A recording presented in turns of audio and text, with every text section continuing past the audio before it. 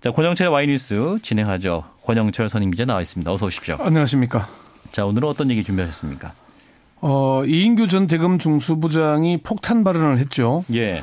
국가정보원이 노무현 죽이기를 했는데 국가정보원의 당시 형태는 빨대 정도가 아니라 공작 수준에 가깝다 이렇게 얘기를 했어요. 예. 그동안 노무현 전 대통령을 죽음으로 내몬 건 당시 검찰의 망신주기식 수사 형태와 언론 플레이 때문이었다. 이게 정설이었거든요.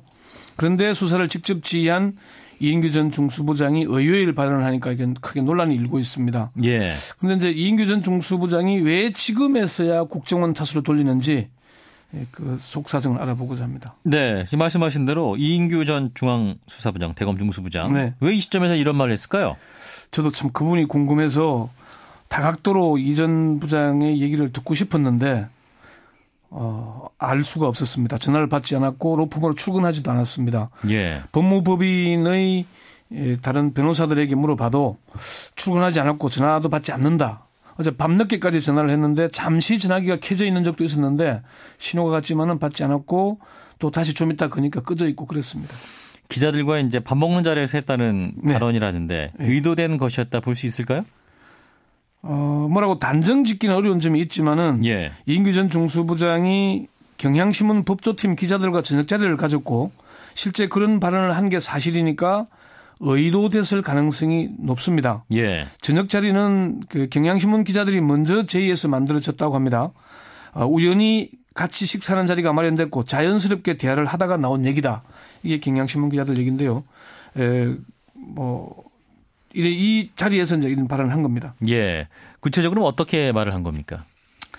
그 권양숙 여사가 박연차 전 태광실업 회장으로부터 받은 명품 시계를 논두렁에 버렸다는 언론 보도 등은 국정원 주도로 이루어진 것이다. 검찰은 전직 대통령에 대한 수사 내용으로 언론 플레이를 하지 않았다. 이렇게 얘기를 했고요. 또 노 전 대통령에게 실제 이제 소환 조사를 했을 때 시계는 어떻게 하셨습니까? 물으니까 노 전 대통령이 시계 문제가 불거진 뒤에 바깥에 버렸다고 합디다. 이렇게 얘기를 하는데 이 바깥에 버렸다고 하더라는 얘기는 이제 경상도식 표현인데 뭐 다른 사람에게 줬다거나 뭐 그런 식의 표현이거든요. 예, 예. 논두렁 얘기는 나오지도 않았다. 이렇게 얘기를 했습니다. 예, 예. 경향신문 기자는 노 전 대통령 서거 얘기가 나오자 그 부분에 대해서 무겁게 받아들이는 것 같았다면서 옛날에는 수사는 정당했다는 식으로 얘기를 했던 것 같은데 그 얘기를 하다 보니까 고통스러워하고 있다는 그런 얘기를 했고 아주 심각한 분위기였다고 얘기를 하더라고요. 예, 예. 이 전 부장이 술을 많이 마신 상태가 아니었고 그동안 그런 얘기를 하고 싶어 하는 것 같았다. 굉장히 진지한 분위기였다 이렇게 전했습니다. 예. 말 실수나 우연히 나온 발언이 아니라 작심하고 한 의도된 발언일 가능성이 높다는 그런 얘기죠. 예, 그럼 여기서 짚을 것은 의도된 발언이었다면 네. 무엇을 의도했을까? 이것이 질문 아니겠습니까? 네 가지 정도의 의도가 있는 걸로 제가 뭐 파악을 해봤는데요. 예. 첫 번째는 전직 대통령을 죽음으로 내몰았다는 낙인, 뭐 일종의 좋은 글씨가 새겨져 있는 거 아니겠습니까? 이인규 전 부장에 대해서는. 예. 이걸 지우고 싶은 것 아닌가. 이 전 부장은 그 책임론이 자신에게 집중돼서 괴로웠다.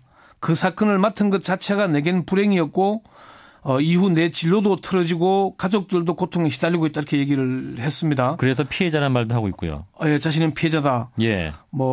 근데 사실 이제 이 부분은 할 얘기가 많습니다만은 이인규 전 중수부장은 이 사건 수사를 잘하면 내가 검찰총장이 되겠구나 그런 의도를 가졌다는 게 그 당시 검찰 내의 분석이었거든요. 예, 예. 중론이었습니다. 예. 두 번째는 우병우 청와대 민정수석과의 관계를 염두에 뒀을 것으로 보입니다. 당시 수사는 이인규 중수부장, 우병우 중수 1과장이 주도를 했죠. 예. 공식적인 언론 브리핑은 홍만표 수사기획관이 맡았지만은 실제 수사에는 관여하지 못한 것으로 알려지고 있습니다. 법조계에서는 두 가지 분석을 하는데 하나는 우병우 민정수석을 보호하기 위해서 책임을 국정원으로 떠넘긴 게 아닌가 하는 측면. 보호하기 위해서. 또 한 측면은 자신은 이제 불명예 퇴진을 했는데 우병우 중수과장은 이제 청와대 민정수석으로 일약 영전했지 않습니까? 그러니까 좀 그런 질시감 이런 데서 견제용으로 이 사건을 끄집어낸 게 아닌가 이런 두 가지 분석을 하고 있는데 그 중에 첫 번째 가능성은 좀 낮아 보입니다. 왜 그렇죠? 이인규 우병우 라인은 수사 때는 매우 친밀했는지 모르지만은 노 전 대통령이 서거한 뒤에는 사이가 아주 틀어진 것으로 이렇게 알려지고 있거든요. 예. 원수 사이다 하는 그런 표현까지도 들었습니다. 이인규와 우병우 두 사람을 잘 아는 중견법조인은 두 사람의 스타일이 아주 비슷하다. 누굴 위해서 그런 얘기를 끄집어낼 사람이 절대 아니다. 그렇게 얘기를 하더라고요. 예. 그럼 세 번째는 어떤 이유로 보십니까? 일종의 노이즈 마케팅일 가능성이 높다는 건데요. 무슨 얘기냐면은 이인규 전 중수부장이 회고록을 준비하고 있는 것으로 알려졌습니다. 사정기관의 한 고위 관계자는 이인규가 좀 있으면 회고록을 낸다고 한다. 그래서 노이즈 마케팅을 하려는 게 아닌가 하는 생각도 들고 또 요즘에 사건 수임이 별로 안 된다고 하더라. 이렇게 전했습니다. 예. 이 부분을 본인에게 직접 확인은 못했지만은 그래서 자기 잘못을 변명하려고 이명박 전 대통령이 회고록에서 변명으로 일관하지 않았습니까? 예. 그런 식의 회고록을 내려고 하는 게 아닌가 하는 그런 생각이 듭니다. 자, 마지막 네 번째는요. 일종의 명예회복을 위해서 정치권에 진출하려는 의도가 있을 가능성을 염두에 둔 게 아닌가. 예. 내년 총선에 출마하기 위해서는 지금부터 움직여야 하겠죠.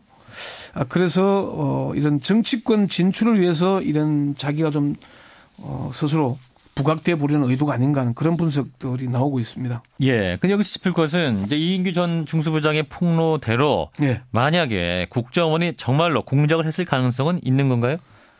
그 부분을 완전히 배제하기는 어려운 것 같습니다. 이 전 부장이 몇 단계를 걸쳐 이루어졌으며 나중에 때가 되면 밝힐 것이다 얘기했지 않습니까? 예. 여기에는 상당히 함축적인 의미가 많은데 몇 단계라는 걸 자신이 어떻게 이루어졌는지를 알고 있다는 얘기잖아요. 예. 그러면 그게 팩트인지 아닌지는 모르겠지만은 이인규 전 중수부장이 수사 책임자였던 아는 내용이 공개되면 상당히 큰 폭발력이 있겠죠. 예. 그리고 뭐 때가 되면 밝힌다는 게 아마 앞에 회고록 언급한 게 그 얘기가 될 수 있고요. 그리고 당시 국정원장이 원세훈 전 국정원장 아니겠습니까? 그렇죠. 원 전 원장은 이명박 전 대통령이 서울시장 시절부터 신복이었거든요. 그리고 2009년 1월에 행안부 장관에서 국정원장으로 자리를 옮겼고 그 직후부터 국정원이 공공연하게 정치 개입을 하고 심리 전단을 확대 개편하지 않습니까? 예, 예. 그런 걸로 볼 때는 전혀 사실이 아닐 가능성은 아니지 않느냐. 예, 가능성이 좀 있을 수 있다는 거고요. 그렇지만 국정원은 이준 부장의 폭로를 사실 무근이다 이렇게 해명을 하고 있습니다. 국정원 관계자는 2009년 당시에도 보도자료를 통해서 해명한 적이 있는데 당시 내부 나체 조사를 통해서 사실 무근이라는 결론을 내렸다. 언론과 야당 등에서 문제를 제기하니 사실관계를 좀 더 파악해 보겠지만은 세월이 많이 흘러서 시간이 좀 걸릴 것이다 이렇게 얘기를 했습니다. 예, 그러면 이 문제 앞으로 정치 쟁점화될 가능성도 있고 우윤근 원내대표도 뭐 이제 상임위 소집하겠다 뭐 이렇게 말을 했는데 어떻게 될까요? 그렇습니다. 아무래도 좀 정치적 파장이 클 수밖에 없겠죠. 특히나 우병우 전 현재 민정수석이 당시 주임검사 아니었습니까? 예, 예. 야당으로서는 이걸 받아들이기가 어려운 문제겠죠. 안 그래도 이 문제가 쟁점화될 텐데 그 이인규 전 중수부장이 이 문제를 끄집어내면서 이제 완전히 뭐 표면적으로 드러내게 된 겁니다. 그래서 앞으로 이 문제가 상당히 치열해질 것으로 보이고요.